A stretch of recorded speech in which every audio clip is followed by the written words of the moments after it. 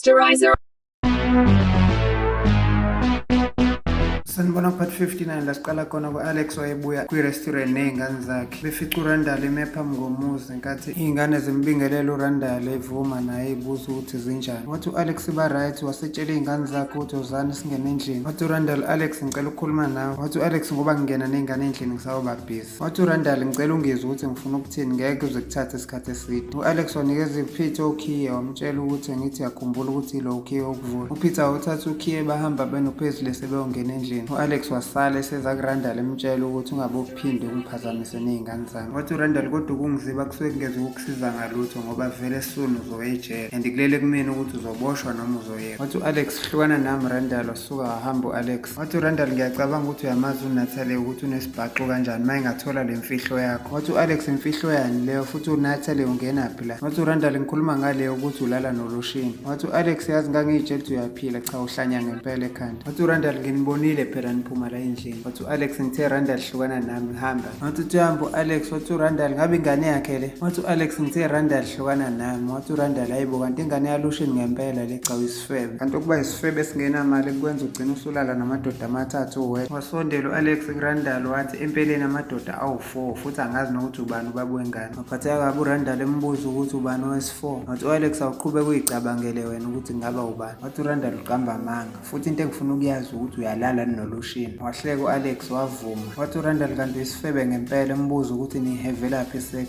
Wathi u-Alex sijwayele ukuyenzela emotweni yamaphoyisa uma ngabe uNatalie esemsebenzini. Wahleka uRandall wathi ngizomtshela uNatalie uzombona uzokwenzani. Wathi u-Alex awuyingane kwamanje yomtshela. Wathi uRandall kushuza awunandaba nabangani bakho. Wathi u-Alex anginandaba. Wathi uRandall kanti ubani ngempela wena? Wathi u-Alex ngisifebe nje angithi ushilo. Wathi uRandall ngiyayisola nokuthi ngakwazelani. Wathi u-Alex ekugcineni sesinento esivumelana ngayo. Wathi uRandall kanti vela kuyona ingane yami le, ngizokwenza sure Alex ukuthi ngikuphilisa impilo ebuhlungu. Wathi u-Alex kunokungitshela ngomlomo into engabe uyayenza vele le. Wathi uRandall waqala wathumela labelungu endlini yami ukuthi bazongihlasela, manje usuzongitshela ukuthi akuyona indodana yami le. Wathi u-Alex ngiyaxolisa ukuthi behluleke ukukubulala, ngangikuthumelela ukuthi bakubulale. Wathi uRandall kanti kunjalo. Wathi u-Alex waye college watrainela ukuba yi-psychologist kodwa uyiboni leyo nto. Wathi uRandall ngomqondo wami we-psychologist ngibona umuntu wesifazane ozama ukuthi azenze into engcono kodwa wakhula ehlukunyezwa ubaba wakhe emdlongweni. Wathi u-Alex angithi uyazi ukuthi leyo nhlobo yabantu besifazane abanye babo bayithanda kakhulu isex, hhayi bonke kodwa abanye babo basuke bene-trauma yokuthanda isex. Ngingomunye-ke walabo bantu besifazane ingakho ngilala noLushini nalomunye wesi-4. Wathi uRandall vala umlomo. Wathi u-Alex ngithuleleni manje ngithi wena uqale le nto. Ethi u-Alex ngike ngikhumbule izinto esasizenza nawe ngize ngilunguze ngewindi kuleya ndlu yakhe yamathuluzi. Ithi emva kwalapho-ke ngibe sengifonela uLushini bese ngikhohlwa nya ngawe. Wathi u-Alex yini manje sekuthi khala yini? Wathi uRandall unamanga. Wathi u-Alex uke wayibona yona ingane yethu nobuke uyibukisise kahle leya ngane yethu senoLushini. Lezi zinto uyikhohlisayo ukuthi yifana nawe ebusweni bayo ukufana kukaLushini lokhuyana osuke ukubona. Wathi uRandall mase kubuye imiphumela ye-DNA kutholakala ukuthi leya ngane akuyona yami, ngiyakutshela Alex into engizokwenza yona. Wathi u-Alex yini ozongenza yona? Uzongiyisa ejele noma uzongenzani? Wathi uRandall uzobona wena. Wathi u-Alex ngiyazi ukuthi uyangifuna kodwa ngeke ungithole, angizwa nje. Wasondela kuyena wathi uyayikhumbula le perfume? u-Alex wasondela kuRandall wanceka kuRandall wathi ngitshele phela ukuthi uyangifuna. Wathi uRandall angikufuni ngiyakuzonda. Wathi u-Alex into enhle leyo nami ngendlela engikuzonda ngayo. Bathe besancikene kanjalo kwaqhamuka u-Eddie nemoto yakhe ethi uyabashayisa. Wehle esheshe u-Edward ethi uyahlanya nasifebe. Wathi u-Alex uyahlanyana Eddie usucishe wangishayisa. Wathi u-Eddie bengifuna ukunishayisa nobabili nalentsha. Wathi uRandall ngikhathele wena futhi awuthi ngifonele ibhosi yakho ulahle kulo msebenzi. Bathe besaxabana kwaphuma iy'ngane zika-Alex zibuza ukuthi kwenzakalani. Wathi u-Alex akho lutho, Uncle Eddie uluze icontrol yemoto yakhe yaphaphalaza. Wathi uPeter kanjani ngoba uyiphoyisa nje? uPaisley wathethisa u-Edward wathi ungabe uyisebenzisa ifoni uma udrive imoto. Wathi u-Edward okay ngiyakuzwa lokho, phindelana endlini ufuna ukukhuluma noma wena. Zihamba iy'ngane zikhathi zikhuluma zodwa zithi ngiyamsonda u-Uncle Eddie. Wathi uthi ungena nazo endlini u-Alex. Wathi u-Eddie hhayi wena Alex yima la. Wathi u-Alex yini kanti inkinga yakho? Wathi u-Edward inkinga yami wena umile phambi komuzi kaBradley ubambene nale nje iy'ngane yikhona yisendlini. Wathi u-Alex Eddie ayikho into engizoyikhuluma nawe. Wathi u-Eddie ngiyotshela uBradley manje. Wathi u-Alex ulindeni pho ngabe wabe uyahamba uyomtshela. Wathi uyahamba u-Alex wathi u-Edward ungakhohlwa njalo icala lokubulala uzoliboshela. Wathetha u-Alex wathi wena Edward ninoRandall anihlukane nami, mina ngiyange emzini wabazali bami ukuthi bathumbe uRandall noma ingane. Mina ngangiyele ukuyobatshela ukuthi uRandall uyangihlupha. Wathi u-Edward ubanike osekutrain ukuthi uvume ukuthi waye emzini wabazali bakho ngoba leyo ndawo uyicabangelanga utrain uba u-Esperance. Wathi u-Edward kodwa ngiyazi ukuthi uLushini ukubuzile ngephoyisa elinyamalele kuthiwa u-Andrew lelo walubulala. Wathi u-Alex angibulalanga muntu mina. Wathi u-Edward wamgibela ngemoto u-Andrew wena ngesikhathi untshontsha imoto yamaphoyisa. Wethuka u-Alex ethi angikwenzanga lokho mina. Wathi u-Edward umsukwenze ngathi ngangingaboni mina ngangimile ngaphandle wena untshontsha imoto yamaphoyisa ethi uzongena u-Andrew wamshayisa ngemoto yamaphoyisa wamhudula wabaleka ngemoto yamaphoyisa. U-Alex wayesedidekile ethi angikwenzanga lokho. Wathi u-Edward wakwenza. Ethi u-Edward ngila ngizozama ukuthi ngikusize. Wathi u-Alex ungisiza ngani ungivumise into engingayazi? Wakwamsiza apho umuntu. Wathi u-Edward ngizobe ngiqala ukukusiza ngoba loya muntu lukalahleka lokho ever since wamshayisa ngemoto aphindanga watholakala. Wathi u-Alex Edward liphi lela phoyisa? Wathi u-Edward wena Alex ucabangani lashona nje mangabe umuntu umshayisa ngemoto uyafa. So Alex musukuzenza ngcono ngoba wambulala ungumbulala. Wathi u-Alex pho sitholakala ngani isidumbu? Wathi u-Edward wena ucabangani lela hlathi elinje malini izulu amanzi agugula yonke into esemgwaqweni khona nezilwane zasendle. Wathi u-Alex lento yakhe ayiyenzi sense mina ngaze ngibulale muntu. Wahamba wangena endlini u-Alex ithi u-Eddie ngikufisela inhlanhla mzala wami ngathi ungangalala ejele ngoba icala elibi kabi ukubulala iphoyisa. Masise ebhenki kukheli kwakhala iselfone ngenkathi eyiphendula engenelwa iphone call yayiqhamuka ejele wayi-accepta wayifonelwa ubaba Justice uTerrell ethi ngiyabonga ukuzwa ivoice yakho. Wathi ukheli okay ngiyabonga. Wathi uTerrell yini wrong kheli ngoba yazwakala ngathi awukho right. Wathi ukheli hayi ngi-right. Wathi uTerrell ngeke awusawundi ngathi yonke into ihamba kahle ngitshele kwenzakaleni. Wathi ukheli inkinga uma wakho kade efikile la wafika wafuna ukhiye wendlu yami ethi ngoba wena uzobuza uhlala nami endlini yami. Ngamtshela ukuthi ngisazotshela uJustice ngoba ngeke uzofike engazi uJustice. Wathi uTerrell ubuqinisile nje lapho. Wathi ukheli kodwa uma wakho akaboni kanjalo. Wathi uTerrell khululeka ngizokukhuluma naye. Wathi ukheli miye kungakhulumi naye uzohlanya kakhulu kanti vele ukheli usewuthathile already. Wathi uTerrell khululeka kheli uzoba right uma. Wathi ukheli ukuthi nginqena ukuthi uma wakho ubuya ahlanye sometimes. Wathi uTerrell ukuthi uhlanyiswa ukuthi uthanda indodana yakhe. Wathi ukheli angiya-understanda ngoba nami yami ngiyayithanda. Wathi uTerrell ubabuwayo awumthandini yena. Wathula ukheli. Wathi uTerrell uyangithanda kheli ungangitshela ukuthi awuyikhumbuli zonke iy'khathi ezimnandi esasinazo. Wathi ukheli ya ngiyayikhumbula. Wathi uTerrell kodwa khona usangithanda ngithi. Ukheli wazeba uTerrell ngokuqamba mangathi nangoJustice ehle ebhasini ethi ngingakwazi ukukufonela back. Wathi uTerrell uyakhumbula nje ngeke uzukwazi ungifonela back. Wathi ukheli sengikhohliwe ungifonele back. uTerrell wathi kheli ngiyakuthanda. Ukheli wathi uyangengeza. Wathi uTerrell no ungangitsheli lutho kwamasha. Wathi sobuye sikhulume ungibingelele kuJustice. Wavala ifoni uTerrell. Wathi eqeda ngaleyo phone call ukheli waphinda wafonela uJustice. Ifoni kaJustice ingabanjwa. Ukheli ekhuluma yedwa ethi Justice bamba ifoni. Mase eBreakfast Restaurant uNatalie wareceive ifone call ngesikhathi efonela uLushini embuza ukuthi uphi. Wathi uNatalie ngiqale ngazo-check istaff eBreakfast. Wathi uLushini kanjani Natalie? Ngithi ngikubizile. Wathi yes. Wathi uNatalie bengingekho emsebenzini isikhathi eside Lushini kanti kuyafuneka ngi-check ukuthi izinto yihamba kanjani. Wathi uLushini okay ngiyazi. Engathi uLushini ebuza ukuthi ukhona noMr Kim lapho. Wathi uNatalie akekho kodwa ubefikile esibhedlela. Wethuka uLushini. Wathi uNatalie ungethuki ngoba uthe uyaxolisa uMr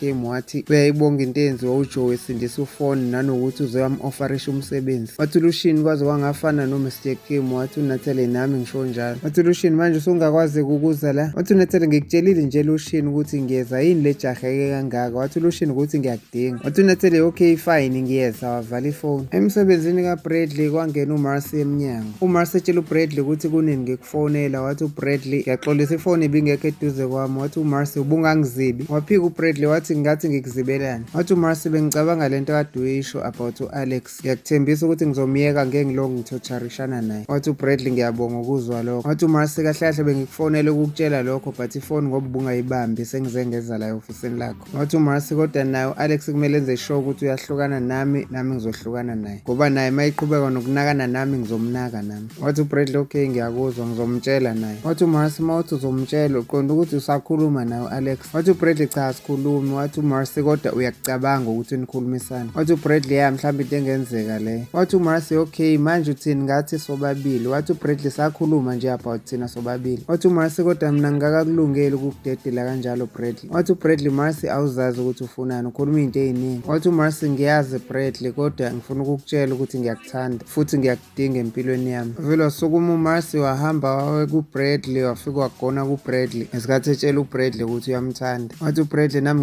ngiyakuthanda Masi. uMasi wavela waqabula uBradley.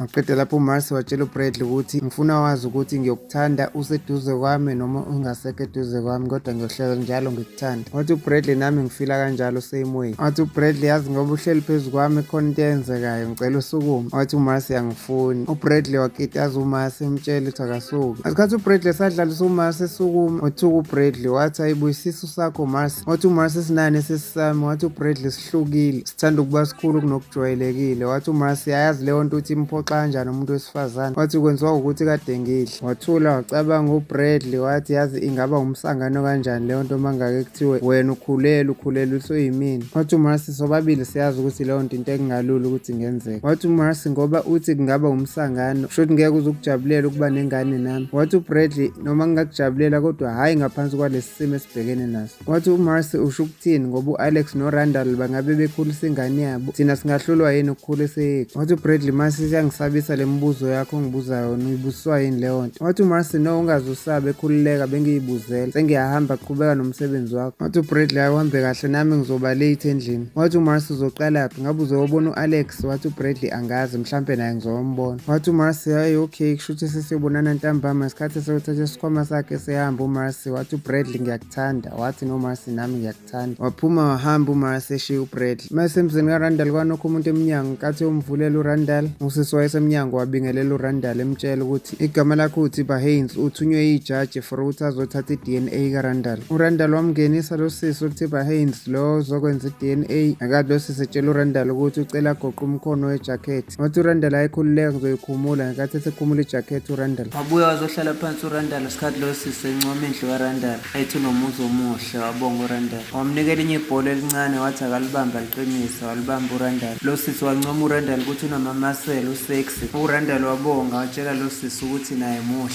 Wasondela lo sisi ezothatha igazi kuRandall ngesikhathi uRandall ebuza ukuthi igazi lithathelwani manje. Wathi lo sisi akazi naye utshelwe ukuthi athathe igazi athathe namathe, ethi naye into ayithunyelwe yijaji ukuthi enze njalo. uRandall wabuza lo sisi ukuthi ubhizi ngani ntambama ufuna umkhipha out ngesikhathi esethatha iDNA yamathe. Wathi lo sisi ngeke ukwazi ukungikhipha out ngoba ngiyaphuma nonkosikazi wami siyodla iDNA out. Wethuka uRandall wathi wena nonkosikazi wakho kanjani ivumelekile la eMaxine leyo nto. Wathi lo sisi sashadela eNew York asishadelanga eMaxine. Wathi uRandall kusho lokho kuchaza ukuthi uyilesbian. Wathi lo sisi lokho kuchaza ukuthi angithandani nabantu besilisa. Wathi lo sisi sengiyahamba nami ngisungayigqoka ijakhethi yakho. Wathi uRandall ngeke ngisayigqoka ngizohlala kanje ngesikhathi encike esitulweni ethwala izandla ekhanda. Uvalelisa wahamba lo sisi ngesikhathi esewuphuma ngomnyango. Wasala ekhuluma yedwa uRandall wathi lo uzoba uma wengane yami omusha. My new baby mama. Mase ebhenki uKelly wayekhuluma noEsperanza on the other side ezama ukufonela ifoni kaJustice. Ethi uEsperanza Kelly qhubeka uzame. Wathi uKelly okay ngizozama ngathi sebevala ifoni. uEsperanza ebuza kuRick ukuthi namanje abayitrace ifoni kaJustice. Wathi uRick no abawuthola umkhondo wefoni kaJustice but uneshow yena uEsperanza ukuthi uTravis owenze lento ngoba uTravis ubukuke umuntu oright. Wathi uEsperanza angikwazi uqonda ukuthini Rick ngoba uKelly ngiyamazi umngani wami ngeke ayenze into wrong. Wathi uRick uyangixaka Esperanza indlela okhulumela ngayo uKelly kanti ngiyibonile ama-message efonini kaTravis akade wasendelwa uKelly. Wathi uEsperanza unamanga uTravis angawa create ama-fake messages. Wathi uRick no bekuvela ukuthi aqhamuke efonini kaKelly. Wathi uEsperanza izinto ze-technology esikhathini samanje zingenza noma yini. Lawo ma-message ubuwabona lapha efonini kaTravis ebeyifake. uEsperanza wabuza kuRick ukuthi yini engazemenza suspect uKelly. uRick wabuza Esperanza ukuthi pho akayifayile ingane restraining order uKelly mayemsulwa. Wathi Esperanza unayo uKelly restraining order. Wathi uRick angaze ngithole restraining order mina. Avele uthuko Esperanza wasuka lapho wahamba e-ofisini le-call center ngesikhathi esefonela uKelly. uKelly wayekhala waphendula Esperanza emtshela ukuthi namanje akamtholi Justice efonini ethi leyanja mayingakenze something enganeni yami ngizombulala uTravis. Wathi Esperanza ungakhulumi kanjalo lawo mazwi ngakubophisa Kelly. Zama ukurelaxa wena ulinde amaphoyisa enze umsebenzi wawo. Wathi Esperanza manje Kelly awusho uyifayilanga ngani pho i-restraining order against Travis. Ucasuka uKelly wasukuma wathi Esperanza manje uqonda ukungitshela ukuthi iphutha lami lonke leli. Wathi Esperanza Esperanza Kelly ngizwe angiyilwi nawe mina ngenzela ukuthi ngoba no Travis naye wafile yakhe restraining order leyo nto ingacindezeli wena. Ethi Esperanza wena phendula mina ukuthi why ungayifayelanga restraining order. Wathi uKelly ngoba ilawyer ayibuyelanga back kumina kudala ngizama ukuyifonela. Wathi Esperanza nginikeza inamba yakhe negama lakhe ngimfonele leyo lawyer ngikhulume naye. uKelly wanikeza uEsperanza inamba yommeli uHenderson. Wathi uKelly futhi Esperanza ngeke ngisakwazi ukuhlala kanje kulinda amaphoyisa. Wathi Esperanza azama ukubekezela Kelly amaphoyisa walinde enza umsebenzi wawo. Wathi Esperanza yima kanjalo ngisazama ukufonela lo Henderson. Wavala ifoni uEsperanza ngenkathi esefonela lo mmeli olinde uKelly. Ngenkathi uEsperanza ethola abase reception yabe lawyer ebuza ukuthi ngamthola no Attorney Henderson bamtshela ukuthi akekho Henderson okwamanje. Oze sesontweni ngenkathi ebuza uEsperanza ukuthi ukuliphi isonto bamtshela ukuthi uno meeting necongregation yakhe esontweni kaPastor Kane. Wavalelisa wabonga uEsperanza ngenkathi esefonela uKelly. Wathi uEsperanza Kelly sengitholile ukuthi kungani lo mmeli uHenderson angabuyeli back kuwena. Wabuza uKelly wathi kungani. Wathi uEsperanza ingoba uyimember yesonto lomndeni wakaKane umndeni kaTravis. uKelly wayengakholwa esefuna ukukhala ebuza kuEsperanza uqinisile ngalento oyishoyo. Wathi uEsperanza ubambe kancane wahamba yakuRick. uEsperanza wanikeza uRick ifoni emtshela ukuthi akakhulume nanangu uKelly. uRick wabuza kuKelly ukuthi ubengakakufoneli waphika uKelly wathi cha. Wathi uRick njengamanje bazama ukulocate imoto kaTravis ngokwe-track. Wathi uKelly nami sengikhathele ukuhlala kanje ngifuna ukuhamba ngiyobheka indodana yami. Wathi uRick Kelly sicela ulinde. Besakhuluma uRick iphoyisa elinye lamnikeza iphepha ukuthi sebeyitraceile ifoni kaJustice ukuthi iphi basakhona. uRick wanika uEsperanza ifoni yakhe ngenkathi etshela uKelly ukuthi ifoni bayitrace emzini kaKelly. Wathi uKelly ngiyahamba Esperanza. Wathi Esperanza okay ngiyeza ngizokulanda lapha ebhenki esemzini wakho. Mase emzini kaKelly yafika imoto kaEsperanza nemoto zamaphoyisa ngenkathi beze emzini kaKelly. Bamvimba amaphoyisa noEsperanza uKelly ukuthi angangena endlini. Isikhathelwa noKelly ufuna ukuyongena ngenkani emzini wakhe. Ahamba amaphoyisa seyongena endlini uEsperanza wasale ebamba uKelly ethi engangeni. Athi mayengena amaphoyisa endlini kaKelly aphume esehesheke sekhwehlela wonke. Ngathi bakhohleliswa into enjengegas noma ithiya gas. Wabuza uKelly ukuthi akhohleliswa yini alikho lalisakwazi ukukhuluma bebekhwehlela bonke. noEsperanza ebuza ukuthi kwenze njani akekho wayekhuluma bonke bebamba uKelly ukuthi angangeni endlini. Siyayibeka lapha namhlanje ungaphuthelwa episode elandelayo so upload kungekudala.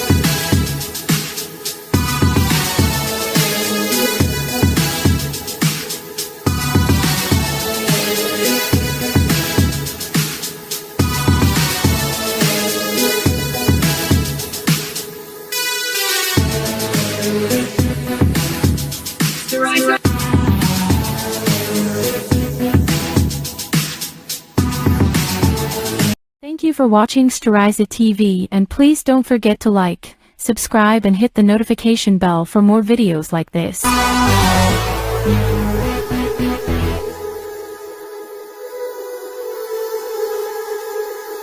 Storiza TV.